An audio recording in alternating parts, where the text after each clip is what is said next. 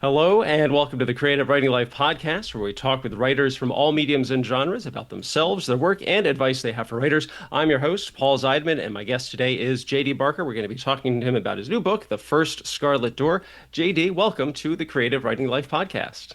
Hey, thanks for having me. I appreciate it. No, we appreciate you making the time to be here. So before we get into talking to JD about himself and his work, we like to start things off talking about things we may have read or watched recently, if we liked them or we didn't like them. I'll go first just to give JD some time to collect his thoughts, because sometimes people are like, wait, what was it I watched this weekend? And they're suddenly drawing a blank. So I was able to watch two things. One is a documentary on Netflix. It's called Marty, Life is Short. It's about Martin Short. It was really fascinating to see a lot of behind the scenes video that he's filmed over the years, like at his house, and all of his friends who are also famous comedians and actors. It was really interesting to see. And also, because I'd heard it talked about on a film-based podcast, the Bruce Willis classic Striking Distance, which was him basically being a boat cop in Pittsburgh. It was kind of silly, but enjoyable still. And I did some traveling over this weekend, and I read something that I've been meaning to read for quite a long time, The Curse of Capistrano, which is from 1919, and that is the story that introduced Zorro to the world. And it was a very early version of Pulp Fiction, a lot of repetitive writing, but still enjoyable. And it did not end the way I expected to. Basically, they're not setting it up for a sequel, but that's a spoiler in itself. But that's it for me. JD, what about you? Anything good or not so good in the reading or watching fronts? Wow, so like that's like going down memory lane. First of all, I like Striking Distance. That's probably one of my favorite Bruce Willis movies. And I Okay. lived in Pittsburgh for a little while, so that could be why. I'm currently reading U2, which is it's like a prequel to the U series on Netflix.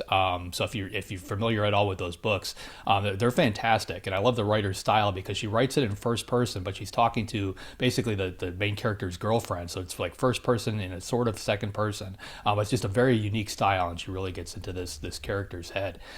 From a watching standpoint, let me think. I recently watched also on Netflix. They've got some gold in there. The Charlie Sheen like documentary that he pieced together. That was really good. It gives you some insight into him and his life. I love the back little backstage glimpses of these kind of things. And my wife and I just finished watching something called The Crash. Which again is on Netflix. It's a sad story. It's true. It's about three kids. They were in a car and they ran full speed into a wall. Two of them died. One girl, the driver, walked away. And they basically go into that story. And it's really interesting and sad all at the same time.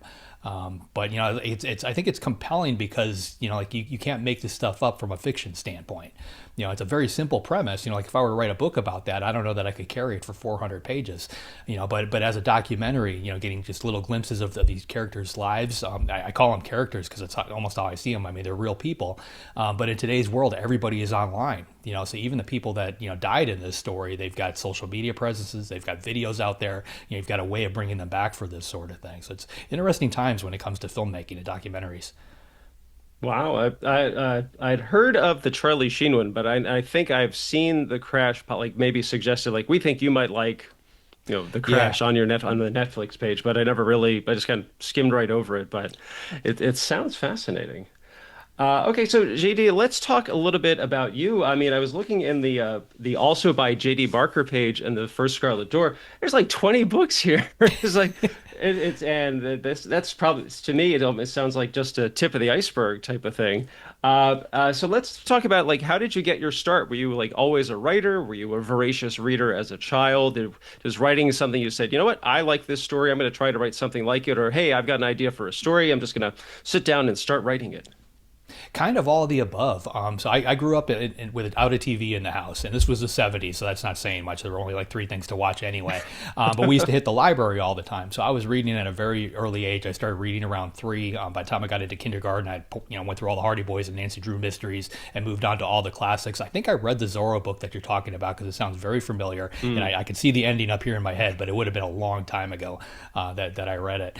But I poured through like Charles Dickens, Mark Twain, things like that. And then one day I was at a yard sale with my mom. She owned an antique store. And there was a copy of Dracula sitting on a box of books for 25 cents. And I was 8 years old. I picked it up. I looked at it. I was like, there's no way my mom's going to let me buy this. It looked like an adult book, like something I shouldn't be reading. But she let me buy it. I took it home and I just poured through it, and it scared the bejesus out of me. I think I slept with the lights on for like 3 weeks. I'm looking under the bed and in the closet. And honestly, it's the first time a book had ever gotten like an emotional reaction out of me. And I think I've been chasing that feeling ever since as a reader and a writer.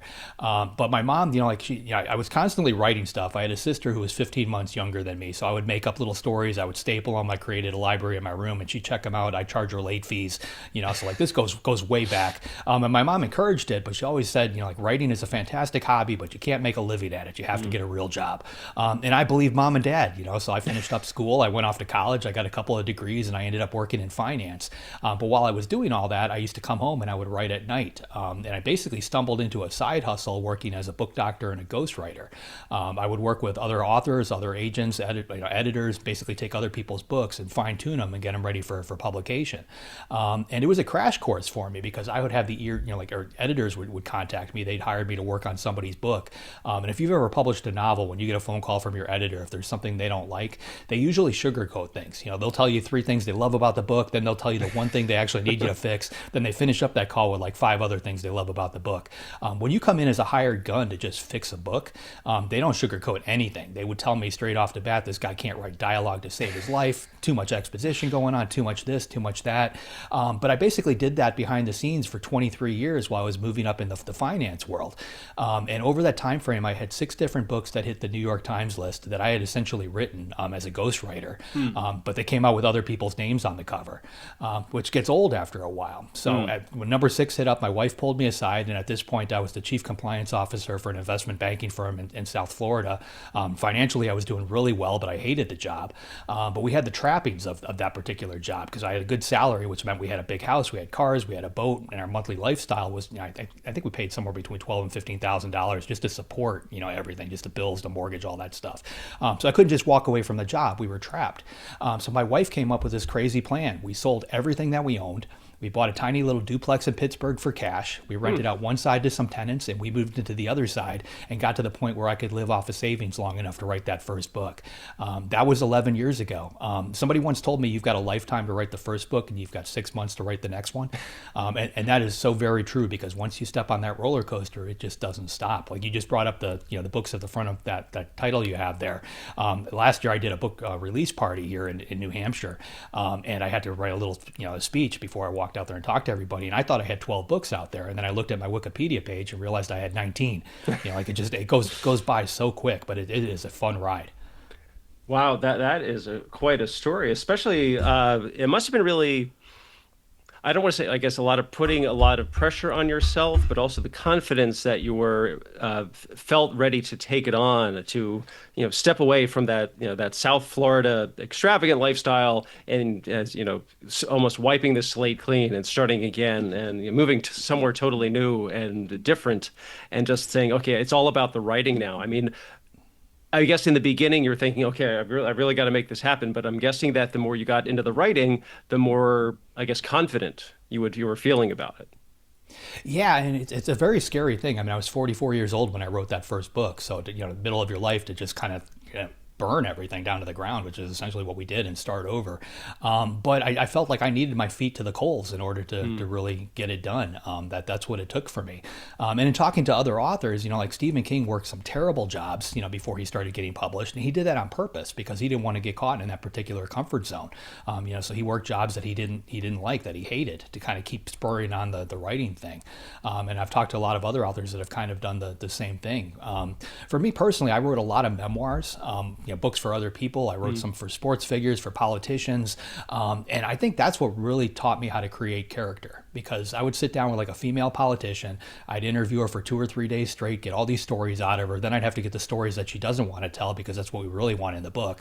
And then I would have to take all this stuff home and write this, a memoir from first person, from her point of view, and come across in a way that sounds like her. And when you do that enough, you're basically living in the heads of other people. It makes, creating characters that much much easier. So I'm often asked, like, my books have done well, but I started at 44. What would have happened if I had started in my 20s?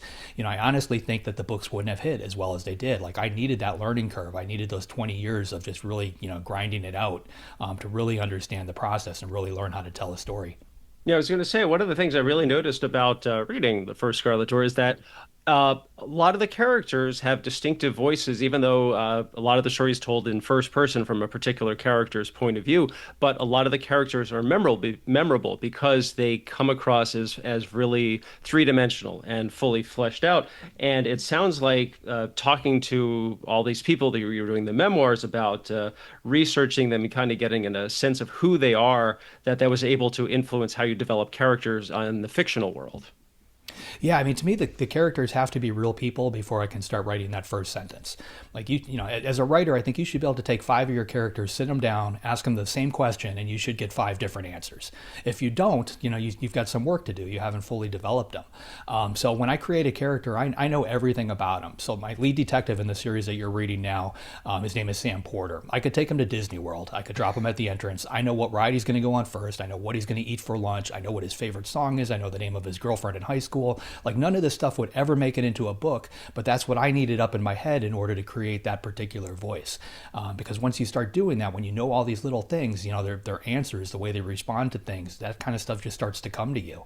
And when I'm writing, like, it's almost like watching a movie play out in my head. Like, I'm watching these people do their thing. Like, I can tell them, the outline says you're supposed to do this, but they're going to go off over here and do this anyway because that's what they want to do.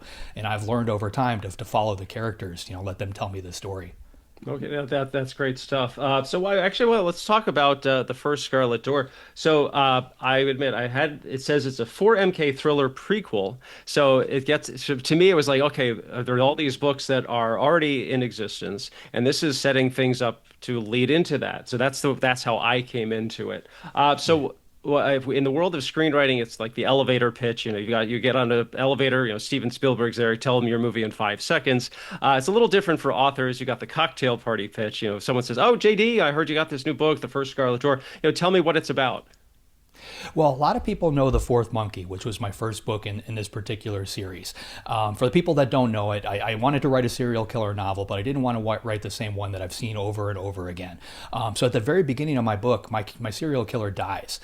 So he's been operating in Chicago for 5 years. He kidnaps a victim. He cuts off her ear, and he mails that ear to the victim's family in a little white box tied with a black string. So the police know his MO. He's been doing this for 5 years. The press know him. Like, everybody knows his story, but they've got no idea who he is. So at the beginning of The Fourth Monkey, I've got a guy who's crossing the street, heading over to a mailbox, about to mail a little white box tied with a black string. He gets hit by a city bus and killed. So the police realize, their killer is dead. They still don't know who he is, but they also know that he's got a victim out there somewhere, which creates that ticking clock. For every writer of a thriller, you need to have that ticking clock.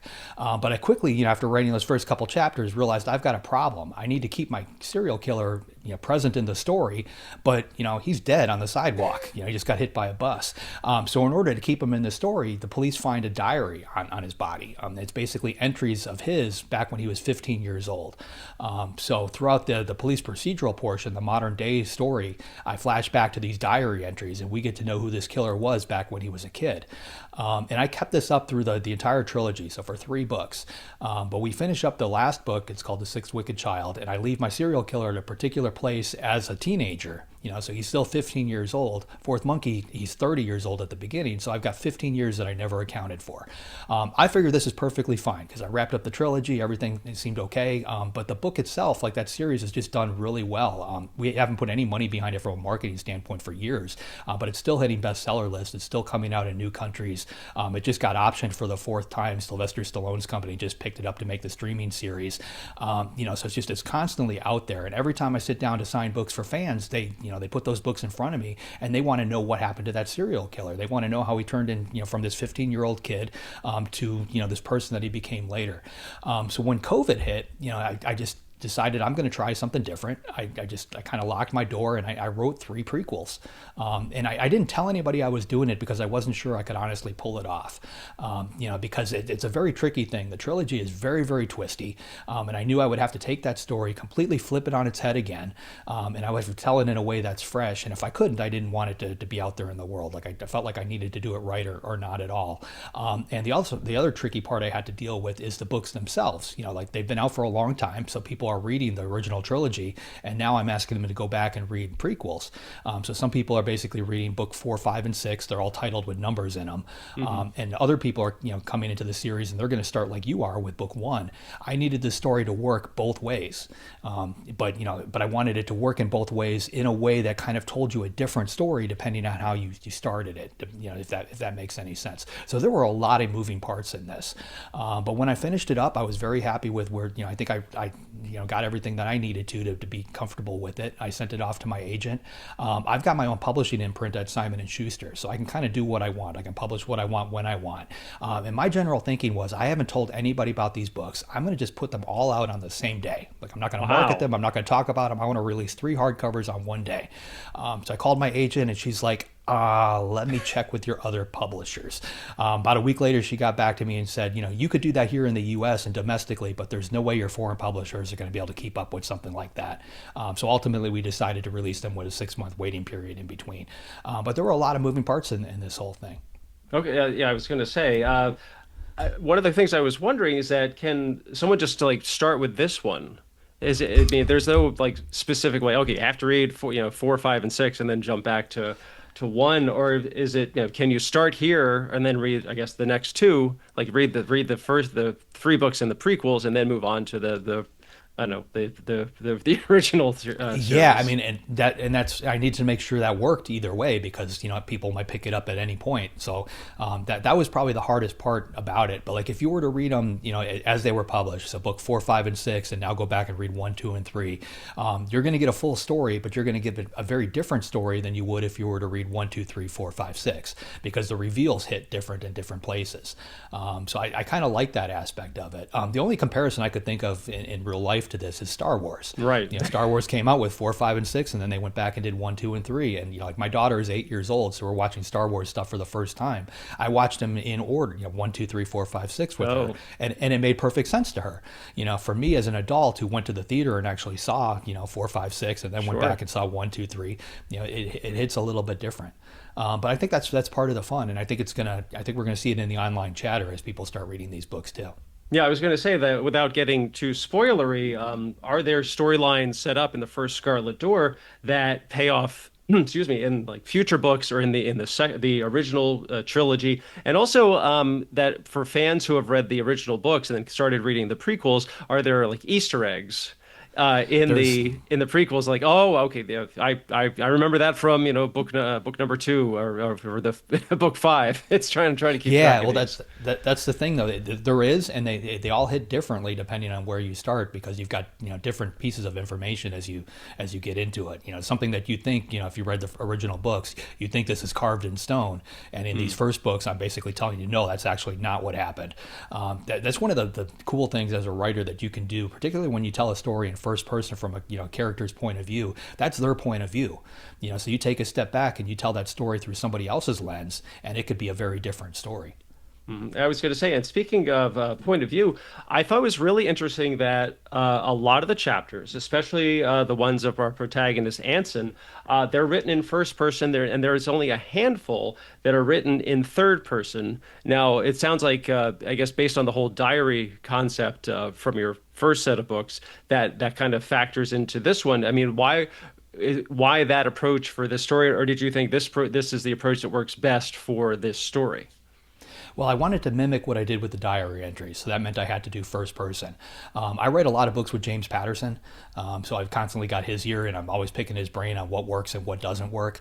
Multiple first person narratives never works in a story. So typically when you've got multiple point of views, you want to do it all as third person. The one formula that I found, though, that seems to work is if I keep my main character in first person, I can put everybody else in third person, and that seems to work too. And I think the reader basically sees it as I'm closer to this individual than I am the other people, and I think that's why that works. Okay, no, that makes a lot of sense. I also would notice that each storyline, regardless of size, in this book, factors into the main one, like following Anson's story. Now, how much, I guess, planning and organizing and outlining was it involved? I like to ask, did you have the wall of the index cards? Like, oh, this is what happens here, and this leads into that. Okay, and also there's a great way to connect it to that. Or did you already have an idea of like this is how it's going to pay off, or did you? Like maybe something like, oh, hey, this would work even better if I go back and change this little thing here, then that can pay off in 50 pages on. So I've got a love-hate relationship with the whole outlining and pantser thing. So like a lot of writers do, like I read Stephen King's On Writing very early on, Mm. and in that book he tells everybody that he doesn't know where the story is going. He's a pantser, and if he doesn't know, the reader's not going to figure it out. So I just assumed that's the way you're supposed to write a book. All the original books in this trilogy, they were completely pants. I just had a general idea, and I just kind of followed the characters through the whole thing. But during that period of my life, I started writing books with James Patterson, who's a notorious outliner. When we first met, we knew we were going to write something together, but we basically came at this from two different camps. I was a pantser, he was an outliner. We didn't think it would work. And to his credit, he said, "You know what? Let's try it your way. Let's just pants this novel and see what happens." So I'm the only guy who's ever gotten Patterson to write a book without an outline. And we had fun. Like I would write a chapter, I would paint him into some kind of impossible scenario. I'd send him these pages, thinking there's no way Jim's going to get out of this. 15 minutes later, he'd send me new pages, and not only did he get out of it, but he put me in an even worse position. So like the whole book, it was just this twisty ride from start to finish. But when we finished it up, he called me up and he said, "Okay, we tried it your way. I want you to try it my way. Here's an outline for a book called The Noise." So we wrote a book, based solely on his outline. And I saw the benefits of that because when I pants a novel, or when I did, like I think the fourth Monkey, I ended up with 160,000 words on that book. Ended up cutting about 40,000 words out of it. And to me, it's almost like a piece of steak. You just trim the fat and you get it to the leanest possible piece of steak before you can throw it on the grill. That's how I've always approached it. But when I wrote with an outline, I had the pieces of the story already in front of me. So it was very different. And I go for a run every day. I live on a little island and I do a lap around the island. I used to use that time to figure out what I'm going to write next. Like what is going to happen next? What happens next? Now I use that time to figure out how do I make what comes next better because I already know what comes next. So again, two totally different camps. But when I went back to write these prequels, I originally wrote the trilogy as a pantser. Then I wrote a bunch of books as an outliner. I felt I needed to go back to pantsing in order to capture the same voices that I did with the original trilogy. So I basically went through, I listened to the original trilogy as audiobooks, and I made notes of all the twists, the turns, any key moments in that story. And then I went back to my desk and I just tried to come up with ways to exploit it. If the reader believes that this is 100% fact, how do I twist it into something that proves that it's not, and do it in a way that's entertaining? It was a lot of fun to do. What I really enjoyed most about it, though, is because I wrote 3 different books at the same time. If I came up with an idea on book 3, I could go back to book 1 and I could make whatever changes were necessary to make that play out, which is not something you can typically do when you're publishing on a traditional basis. So I was able to completely fine tune these and get them really tight before I shared them with anybody. Wow, that is something because a lot of times, like with stories that I'm working on, that as I work my way forward, sometimes I'll go back and think, okay, is there something I can use here that'll like a setup here that'll pay off later? And sometimes it's almost like my subconscious saying, right here, right here on page 11, here's this thing you can use on page 60. Yeah, I mean, you get better at it as you write more books. But sometimes you're on page 120 and you realize this character needs a gun right now, and you can't just give them a gun, so you've got to go back to page 23 and explain why they're going to have a gun later. Sometimes I approach it the same way you just mentioned. I'll be writing, particularly when I'm pantsing a novel, and some weird thing will just pop into my head, and I'm like, okay, this is going to happen to the character, and like I know I can probably use it later. I don't know how it's going to play out, but I'll seed those things in there. I keep track of all of them, and if I don't end up using them, then I just go back and pull them. But some of the funnest twists in my books have come from that kind of thing. Yeah, I was going to say that there's a lot of setup and payoff throughout the course of the story. And one of the things I also noticed it is a very fast-paced story. I mean, it's a lengthy read, but it also moves very quickly. But it's fast-paced not just for the story, but also for that the chapters. They're much tighter and more compact than I was expecting them to be. I'm curious how you develop this approach. Like some of the chapters like average about like 3 to 5 pages, and like your eye just keeps going down the page. Is that just the way you write, or is that something that took you time to develop over time?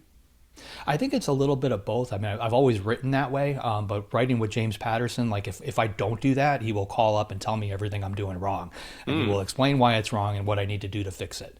One of the things that we do that, it seems like the simplest thing, but like, as a writer, when you write a chapter, your brain tries to create closure at the end of that chapter. You have a beginning, a middle, and an end that you put down on paper. One of the things Patterson and I do is we'll go back through the book and a lot of times delete the last sentence of every chapter, delete the last paragraph of every chapter. Sometimes just taking that little bit away all of a sudden creates this cliffhanger that forces you to have to turn that page. And you can use other things, when it comes to pacing. A lot of white space is very helpful. When things pick up, people speak in very clipped sentences. They don't necessarily make a full thought. A lot of paragraph breaks, a lot more white space on that page. It makes the reader feel like the pages are flying faster, gets the tension up. And when I want to slow it down, you do the opposite. You create a big block of text. You give them a chance to breathe. I had a book a few years ago that I wrote called A Caller's Game. And it was very much like, I'm a huge fan of the movie Speed. I wanted to do something similar to Speed because if you watch Speed, from that opening credit, it does not let up until the end of that movie. So I wanted to see if you could do that with the book. So in Caller's Game, I literally blow up about half of New York. It's about a radio DJ on Sirius XM and somebody calls in live on the air and confesses to murder and then continues to murder people live on the air. She has to keep them on the air in order to, for the police to try and track them down. But as when I wrote it, if I came up to any particular part where I felt like my foot was coming off the accelerator, I found some way to weed that out of the story. And any slow chapters, they were gone. So I've played with pacing a lot. What I've learned though is like when you write a book like that, you will get a lot of angry emails from people that say, "Hey, I was up until 4 o'clock in the morning reading your book. You need to stop that because I've got to work." So it's a catch-22, but it can be fun. Yeah, I was going to say I really did enjoy the use of cliffhangers almost at the end of every chapter. That sometimes it's just a sentence that it suggests like this is what's about to happen. Okay, now we're going to move on to the next thing. And sometimes it doesn't automatically go into that next thing. Like you'd have a chapter with Anson, and then all of a sudden, the last line of that chapter is and then the lights came on, and that's going to mean something. But then the next chapter is about another character from their story, Right. their point of view. I just thought that was really effective. It's like, oh, but you can't just leave me hanging like that. So you have to. It's like you're forcing the reader to keep turning the page. Yeah, I mean, one of the things I honestly do, I've got beta readers on all of my books. I always give them printed copies, and I ask them to make notes on the actual page. And two things that I give them as far as instructions is I want to know anytime they close that book. I don't care if it's because I've got to pick up the kids from school or they've got to make dinner. I don't care what the reason is, but I want them to mark whatever page they close. And then I also ask them to highlight anything where they find themselves skimming. So if they're skimming any text at all, I want them to mark that. And then when I get these beta reader copies back, I lay them all out on my desk and I look at where everybody closed the book, where they skimmed text, and then I find some way to write my way out of those things. I see it as a problem. I don't want them to be able to close the book anywhere. I definitely don't want them skimming. Sure. So I use that stuff to try and weed those things out. Oh, that's great stuff. I also realized that conflict is necessary for any story, and you do a phenomenal job adding elements of tension and suspense to not only hold the reader's attention, but also to keep moving the story forward. So, what do you find are effective means or methods of accomplishing that? And I said, like for me, like the one that really stands out is I think it's Andy's story, and there's a bunny like in a bowl. And I was like. It's like I'm more honestly, I'm sure you probably got this comment from readers. I was more worried about what was going to happen to the rabbit rather than what's going to happen to the character. Yeah, well, it was one of those things. I was writing the scene, and again, I'm pantsing the book, and in my brain, I just saw, he's talking to this guy. What happens if there is a bunny in a bowl sitting on the table next to him? We don't explain why it's there. I knew that the reader would pick up on that. Obviously, your brain is going to wonder, why is it there? And like that, that's a question I don't answer for a little bit, but it keeps you, it forces you to flip the pages, and it's fun. But it's kind of like what I was brought up earlier. I seeded it in there, and if it didn't have a payoff at the end, I would have gone back and taken it out. There are plenty of things like that I take out all the time, but sometimes they're gold. When they do work. Okay. I also thought it was really interesting that you go into the background of certain characters, not everybody, but like some characters get like one or two sentences about themselves, but other characters we get a lot more detail. Maybe it's also like about Anson, and I think that's Andy and definitely Amanda, which I thought was a fantastic subplot, which was very interesting. It was really surprised at how that one paid off. Not going to reveal how, but I just think that, as you said, you do a lot of research, a lot of development of the characters. So why focus on, I guess, certain characters? Like some of these characters are like they have a small role in the overall story, but you go into a lot of detail on the page about them. I mean, is that just a way to like really get us to sympathize for them, or just think, this is a necessary aspect of the story that I want the reader to be aware of? Well, I think a lot of writers, when they put a story together, they spend time on the main characters, the people that they want the reader to feel vested in, and then everybody else is kind of a walk on. And I feel you're doing yourself a disservice when you do that, because I found that, like somebody, if I give them a backstory, I get the reader invested in that individual. If something happens to that person, they feel that much worse about it. And, I'm tugging at the reader's heartstrings the whole time when I'm writing these books, and I need to make sure that it's going to hit. I've studied Stephen King constantly, like throughout my career. And like whenever he puts out a short story collection, I'll go through and I read it as a reader first, and then I go back through with the highlighter, and I'll highlight any place where he introduces a new character.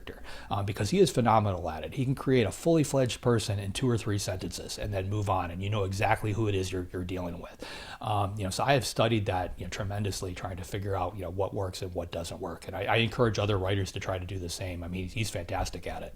Sure, sure. One of the things, another thing I noticed is that there's a lot of aspects of the story that I guess reflect the intense, what comes across to me, the intense research that you've done into a particular subject. I mean, like science and law enforcement and so on and so on. Is that part of your putting the whole story together, or do you come up with the story part and think, okay, I need a little more information, I need a little more detail about this kind of subject material to add to the realism, to add to the world of this story? Well, at the core of it, I got halfway through a psychology degree before I realized I didn't want to become a psychologist. I just love studying people. But I've constantly pulled from that. So I think that gets to be very helpful. But I think all of it has to be realistic. So like if I can't tell something, on paper in a way that's going to come across as authentic, I reach out to somebody in that community and I get their help to try and figure out how to tell it. I've spent a lot of times with homicide detectives. I've interviewed killers. I've gone to prisons. I've actually talked to them. It's like I've talked to psychopaths. I've talked to people with mental disorders, schizophrenia, like anything like that I feel I can possibly learn from. I've tried to learn as much as I possibly can. And you can only get so much by watching Netflix specials and jumping on Google. I think you really have to get down into the weeds sometimes and get your hands dirty if you really want to understand it. And I think once you do understand it as a writer, you can pull from that knowledge base. Okay. You mentioning the talking to the serial killers themselves. I was reflecting back to what you said earlier about describing the first was the fourth monkey was your first book, and I Right. just thought it was deliciously ironic that the serial killer gets killed by accidentally getting hit by a bus. I just thought that Well, was a great touch. when I used to go to the prisons, I was in Florida when it's funny because if you reach out to a lot of these people, they will absolutely talk to you because they've got nothing else going on. Right. But you're going to find that you run into basically 2 different types of people. You run into the actual psychopaths who can describe a crime in perfect detail with zero emotion. They've got no care in the world about what they did or who they did it to. And you've got other people that are in there, that may have, like gang members in particular, that may have done something horrendous, but they feel terrible about it. They will take that to their grave. So I think in speaking to those individuals, you start to see a bit of a picture of these types of people. One of the questions that I try to answer with this entire series is: could you take a perfectly ordinary kid, and drop him into the wrong scenario and basically turn him into a serial killer over time because of what he's exposed to and what's around him? And that's essentially what I'm trying to answer with these. And I think that's why readers had such a problem with that 15-year gap, because Anson, as a character, wasn't quite there yet. We didn't understand why he became a killer. Not yet. So I had to explain that. And in writing these books, I had to do it in a way that makes sense. You don't just flip a switch and all of a sudden, Monday you're not a killer and Tuesday you are. All these little things happen over time that just kind of push you over the edge, and take you to that point. And I needed to make sure I demonstrated that properly over time. Yeah, I was going to say that with these kinds of characters, they're so complex that you also have to take into account that they're people too. They're not just not just serial killer and nothing else. Like he likes chocolate ice cream. He hates his knees hurt when it rains, that kind of thing. That's true of real life, though. If you sit down and talk to somebody who may have committed some horrendous crime, you're still going to find that they've got somebody out there who loves them. They might have had a dog at some point in their life that they absolutely adored. Even Hitler was married. It doesn't matter how. I think writers in general, I think a lot of times, especially when they're first starting off, they tend to paint their characters as very black or white. But in real life, we're just not like that. Everybody exists somewhere in that gray area in between, and that's the part you really need to grab onto. I was going to say it also it kind of almost heightens the creepiness factor. Like you just think, okay, serial killer, must be like a real terrible person, and like nobody likes them. It turns out, that they like the same TV shows that you do, that sort of Yeah, thing. you start. I think when we approach a book like this as a reader, like you kind of want it to be that way. You don't want to, find commonalities with the killer in You don't want the to story. sympathize with them. No, you don't want to sympathize with them. But when you find yourself doing that, you start reflecting a little bit on yourself, and it's a weird dynamic, but it's fun to play with that when you're writing. Yeah, yeah, very much so. One of the things I was thinking, it's that said that imagination can be more effective than the actual written word. And when you're writing about serial killers, like how do you determine between what to describe and what to imply? And do you ever like write something you think, okay, that's too much, or that's not enough? Do I have to dial it back, or I have to ramp it up? I mean, does it just depend on the scenario, or does it depend on what you think works best for the story? Yeah, so imagination is the biggest tool you've got, and it's really the unwritten words on the page, I think, are what really sell the story. So I've gone both ways. There's a scene in The Fourth Monkey that includes rats, and I don't want to get too descriptive. But when I wrote the scene, I was like, this is horrible. And like I actually pulled it from real life. It was something that I actually found online and put it in there. When my editor read it, he's like, it's got to come out. And like as soon as he said that, when I heard that particular reaction from him on the phone, I was like, no, we need to keep it. Because like that is just one of those things. And now 10 years later, looking back on it, like people put that book in front of me, they're like, that scene with the rats. Like so those things hit. But a lot of times when it comes to imagination, you can double down on that. If you think of the Godzilla movies, I know this is totally off topic, but like Godzilla is scary until you see Godzilla. The second you see the monster, that's when we all go up, get up to go get our popcorn, because it loses a little something. So if you picked apart my writing, you're going to find that I'm not very descriptive at all. I don't really tell you what people look like. I don't necessarily describe a room to you. Not in a whole lot of detail. I tend to just seed in a couple of little things. Because one of the things that I pulled from the psychology classes that I've taken is, as a reader, the second a character is introduced, our brain creates an image of what that person looks like. So as a writer, I need to either, tell you what that person looks like right at the very beginning and seed that for you, or if I do it later, I'm in trouble. And what a lot of writers tend to do is they have an opening paragraph, the second paragraph might tell you what this person looks like or what they're wearing. By that point, though, the reader has already decided that they've got blonde hair and they look like this. So if you tell them something that contradicts that, all of a sudden you take them out of the story. But a lot of times you don't need that information at all. It's better to let the reader's imagination fill in those blanks, let them go with it, because it's going to be way more vivid than anything you can put down on paper. So unless actually telling those descriptive things is actually part of the story and necessary, a lot of times I just leave it out.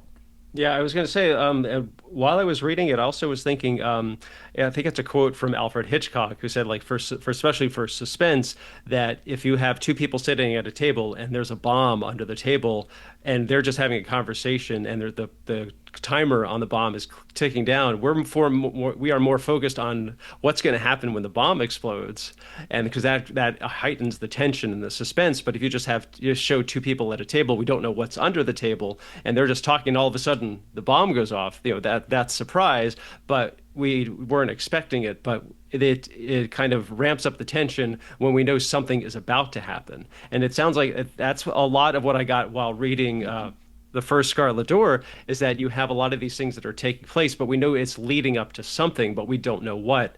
And I think that's a very effective way of writing. Now, is that something that, again, that it took you time to develop, or was that just something like you realized, okay, this is the best way to really, grab the reader and make them hold on and want to keep seeing what happens? I think a lot of it just comes from reading a lot. I've never had any formal training in writing. And I personally feel that writers have something called the storyteller gene. They either have it or they don't. Like they're capable of telling a story. Like you can teach anybody grammar, punctuation, and the mechanics of it. But if you're sitting around a campfire and 4 or 5 people are telling stories, and all of a sudden this one person tells a story and everybody is leaning forward, listening in, like that person has that particular gene.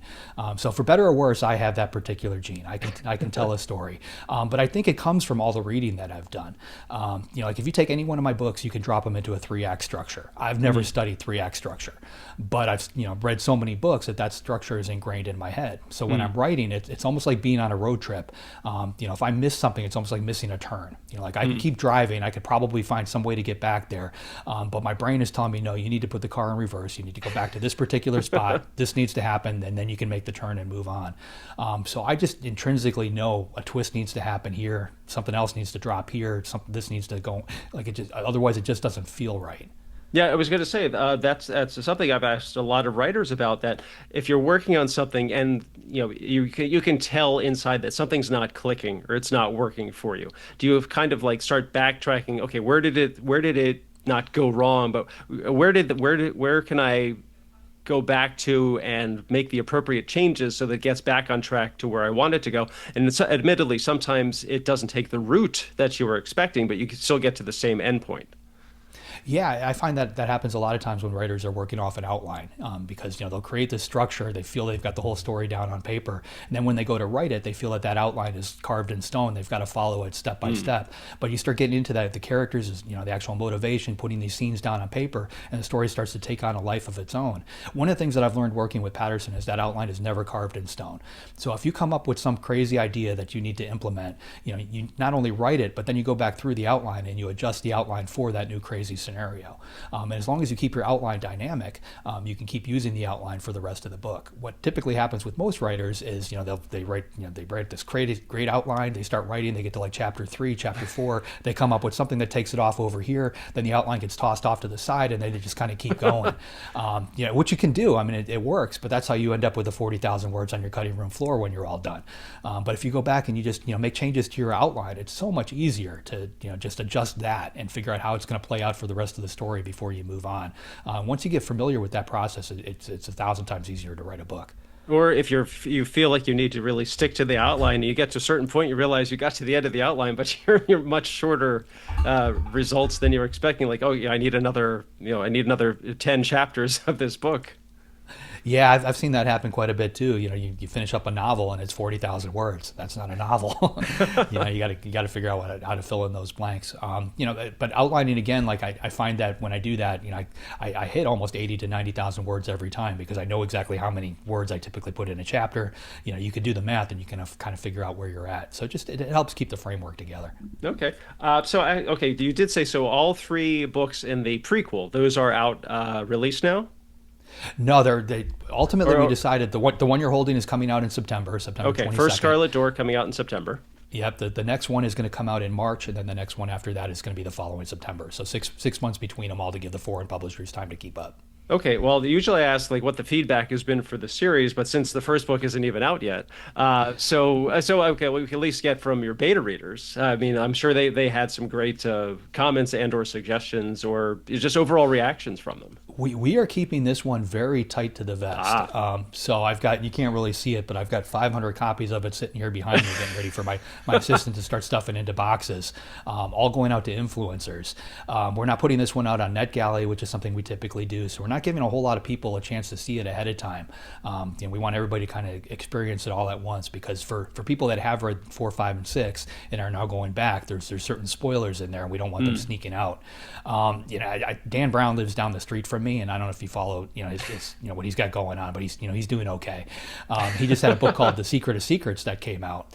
He didn't release a single copy of that until the actual publication date, so not even to the press. Wow. Which I thought was amazing, considering who he is and how many people were anticipating that book. So I'm doing something very similar with this. Like the original trilogy has done really well, and we know that there's a ton of interest in the prequel series. So we don't necessarily we need to create buzz, but not the same buzz that we would typically create for a normal release. So we're playing this one very different. Okay, that's really cool. Okay, so all three books in the prequel series are written, though. Correct. Okay. Yeah, they're all done. They're sitting on my hard drive. Okay. So now that those three are out of the way and you're lining up the releases, so what's up next? I mean, do you have a new series or new characters that you want to work with, or are you returning to something you've written before? No, I've got a lot going on. I read a ton of books with Patterson. We're halfway through another one right now. He got me into just co-authoring in general, and with my own imprint at Simon and Schuster. I basically created a whole line of co-authored titles. So I've got roughly 12 books coming out over the next year or so that I'm working on. So it keeps me very, very busy. I tend to write really fast. I do about two to 3,000 words a day, and typically the traditional world they only want you to put out maybe one or two books a year, but I'm writing three, four, five books a year, which means I've got a little bit of a backlog together, which is nice. And what I'm finding is now when I write, if I get stuck on a particular title, I can actually put that book aside and go back and work on this one over here for a little while, then maybe come back and work on this one and kind of bounce around a little bit, which I'm finding to be a lot of fun. Okay, and I guess the inevitable question is like, how often do you sleep? I get a solid 8 hours every night. You know, it, I didn't before. I mean, we were talking before we started airing. Like I used to take interviews when they first came in. I'm in 150 different countries, so I would get requests from the other side of the planet at like 3 o'clock in the morning, and I would take all of these. So I was constantly up in the middle of the night, but I was burning out so fast. I had to put an end to that. But I've got a pretty rigid schedule. I get up first thing in the morning. At the crack of 7, like I promised myself when I left the corporate world, I'd never set an alarm before 7 o'clock again. I wander downstairs. I get my coffee, say hi to my wife and daughter, and then I lock myself in my office. I usually write till about 11 or so. I don't turn the internet on until I'm done with the actual writing, because I don't want to know what's going on in the world Sure. until I get my daughter calls it making the words. I make the words before I look at anything else. Then I flip the switch on the internet. My inbox fills up with the business side of things. And I deal with my agents, my editors. Afternoons I spend doing interviews like this. Then my quitting bell rings at 3 o'clock. So just a hard stop, and then I go for a run around the island where I live, work out in our gym a little bit, and then I spend the rest of the night with my wife and daughter. Because honestly, that's what this is all about. Like I love the fact that I'm home every day. I've gotten to see my daughter grow up. I'm there for every moment of it. That's what's really important. That's great. That's really nice. So where can people find out more about you and your books? Because it looks like you may have one or at least two websites. My main website is jdbarker.com. Okay. Years ago, I realized Alfred Hitchcock never picked up Master of Suspense, so I grabbed that one too. So I've got masterofsuspense.com, but they both go to the same place. And I'm on all the social medias at JD Barker, and the books can be found pretty much everywhere. Okay, well, again, it's J.D. Barker, and the book coming out in September is The First Scarlet Door, which is a 4MK thriller prequel right there on the bottom of the cover. J.D., thank you so much for being here today. This is a fascinating discussion and some really great and informative stuff. Oh, thanks for having me. I appreciate it. Oh, my pleasure, and I appreciate you being here today. And viewers and listeners, if you enjoyed today's show, please hit like. Feel free to leave a comment and subscribe. The theme music for our audio version, that is by Mark Gunyon. And for social media, you can check out my screenwriting blog, that is maximumz.blog. This show is at podcast CWL on Blue Sky and Instagram, and I'm also on Blue Sky and Instagram. Those are at Pez Screenwriting, just like the candy. And you can check out my Go Ahead and Ask books. Those are the ones on Amazon about screenwriting and pie. Like I said, that's JD. I'm Paul, and this has been the Creative Writing Life podcast. Thanks for listening. Stay safe, stay healthy, and most importantly, go write something.